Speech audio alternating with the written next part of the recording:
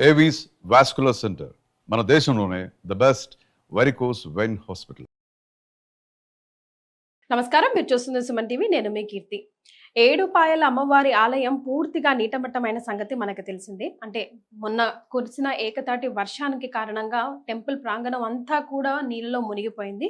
అక్కడున్న గేటు ఎత్తివేయడంతో తరచుగా ఇలాంటి ప్రాబ్లం వస్తూనే ఉంటుంది. అయితే నిన్న అంటే 11వ తారీఖు సాయంకాలం మళ్ళీ కూడా అమ్మవారి టెంపుల్ని పూర్తిగా శుద్ధి చేసి భక్తుల సందర్శించడం కోసం పునఃప్రారంభించారని చెప్పవచ్చు. అయితే దీనికి సంబంధించి చాలా మంది పెద్ద ఎత్తున భక్తులు కూడా అమ్మవారిని దర్శించుకోవడానికి విచ్చేశారు.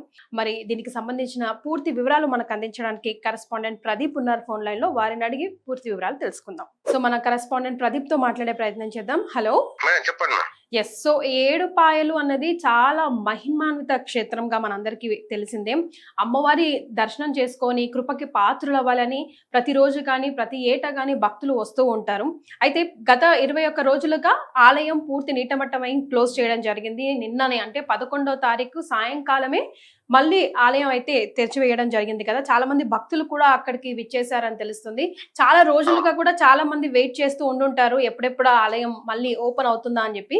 దీనికి సంబంధించిన వివరాలు మీరు చెప్పండి ప్రదీప్. భక్తులకు కొంగు బంగారంగా వెలిసిల్లుతున్న ఏడుపాయల అమ్మవారు వనదుర్గా మాత అతి విశాలమైన అడవిలో మంజీరా నది 7 పాయలుగా చీలుంటుంది. సింగూరు డ్యామ్ నిండినప్పుడు మాత్రం మంజీరా నది అమ్మవారి పాదాలను ప్రతి ఏటా సంప్రోక్షణ చేస్తుంది. ఆ 7 పాయల అమ్మవారికి ఆ సింగూరు డ్యామ్ నుండి నీరు వదిలినప్పుడు ఆ మంజీరా నది 7 పాయలుగా చీలినప్పుడు ఆ భక్తులు అక్కడికి వెళ్ళలేకపోతుంటారు. గత 28 రోజులుగా మంజీరా నది ఉధృతంగా ప్రవహించడం వల్ల రాజగోపురం దగ్గర ఉత్సవ విగ్రహం పెట్టి 28 రోజులుగా పూజలు చేస్తున్నారు. నిన్న అంటే గురువారం రోజు వరద ఉధృతి తగ్గిన తర్వాత గర్భాలయాన్ని సంప్రోక్షణ చేసి మరియు అమ్మవారికి అభిషేకం అలంకారం చేసినాక పూజా కార్యక్రమాలు నిర్వహించి నిన్నటి నుండి భక్తులకు దర్శన భాగ్యం కలిగించారు. రోజు 2 నుంచి 3 వేల మంది నిన్న 2 నుండి 3 వేల మంది దర్శనం చేసుకున్నారు. అయితే ప్రతిరోజు 5 నుంచి 6 వేల మంది వస్తారు. నిన్న సగం మంది తెలియక కొన్ని ఎదురు చూశారు అందరూ దర్శనం కోసం. నిన్న సగం మంది అంటే ఎప్పటికి వచ్చేదానికన్నా సగం మందికే దర్శనం చేసుకున్నారు. అయితే ఇంకా నిన్న కూడా 2 నుంచి 3 వేల క్యూసెక్కుల నీరు వదిలారు సింగూరు డ్యామ్ నుండి 2 గేట్లు ఎత్తి. ఇంకా వరద నీళ్లు వస్తున్నాయి కానీ వరద ఉధృతి అయితే తగ్గింది కీర్తి. రైట్. సో మళ్ళీ ఇలాంటి ప్రమాదమే జరిగే అవకాశం ఉందంటారా? ఎందుకంటే ఇంకొక 5 రోజుల పాటు వర్షం ఇలాగే కొనసాగుతుంది అని మనకు ఆల్రెడీ న్యూస్ ఉంది కాబట్టి. ఎప్పుడైనా గానీ ఒక 5 నుంచి 6 రోజులు లేదు అంటే ఒక 10 రోజుల లోపే అవుతుంది ప్రతి సంవత్సరం. ఈ సంవత్సరం మాత్రం 28 రోజులు అమ్మవారి గర్భాలయం మూసి రాజగోపురం దగ్గర ఉత్సవ విగ్రహం పెట్టి పూజలు చేశారు. మళ్ళీ వర్షాలు ఉన్నాయంటున్నారు.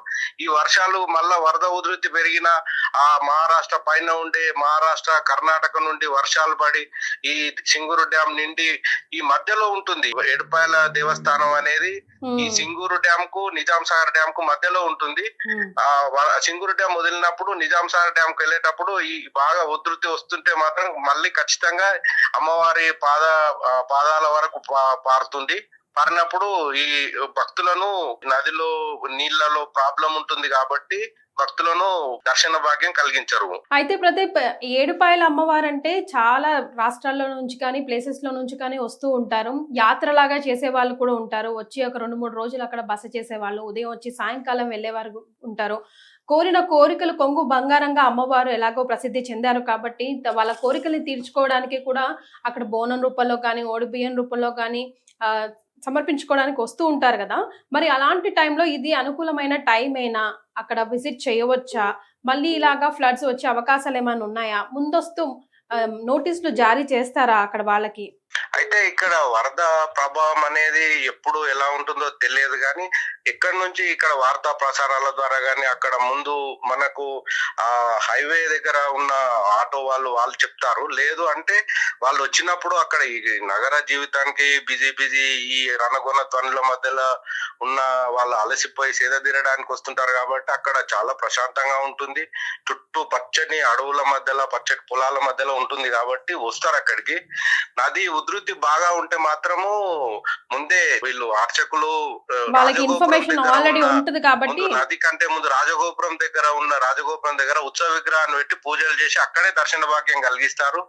ఇక్కడ మహిమాన్విత గల క్షేత్రం కాబట్టి వీళ్ళు కోరిన కోరిక మొక్కు చెల్లించుకొని అక్కడ నుంచే మొక్కు చెల్లించుకొని వెళ్తారు. అక్కడ కొన్ని వసతి గృహాలు కూడా ఉన్నాయి స్టే చేయడానికి. వాళ్ళు అక్కడ కొంచెం ఉండి ఆ సౌకర్యాలు కూడా అంతకన్నా ముందు మెరుగుపడ్డాయి. ఇప్పుడు వాళ్ళు ఉండి మొక్కులు చెల్లించుకొని వెళ్తుంటారు. కీర్తి, ఆల్మోస్ట్ ఎన్ని క్యూసెక్ల వాటర్ వస్తుంటే గనుక ఇట్లాగా అయ్యే అవకాశం ఉంటుంది అంటారు ప్రదీప్? 2-3 వేల క్యూసెక్కులు వస్తే ప్రాబ్లం ఉండదు, కానీ 5,000 నుంచి 6,000 క్యూసెక్కులు దాటితే మాత్రము అమ్మవారి నది ప్రవాహం పెరిగి అమ్మవారి పాదాల చెంతకు నీళ్లు వస్తుంటాయి. అప్పుడు మాత్రం దర్శన భాగ్యం కలిగించరు. ఉత్సవ విగ్రహాన్ని తెచ్చి రాజగోపురం దగ్గర పెట్టి దర్శన భాగ్యం కలిగిస్తారు. Almost Saturday, Sundays, Tuesdays, Fridays ఎక్కువగా తాకిడి ఉంటుందా భక్తులది?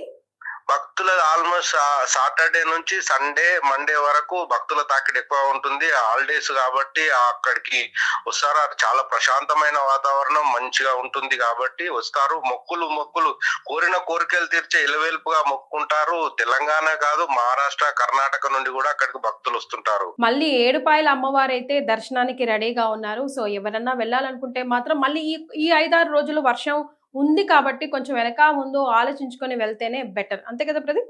అంతే. Thank you so much for joining us.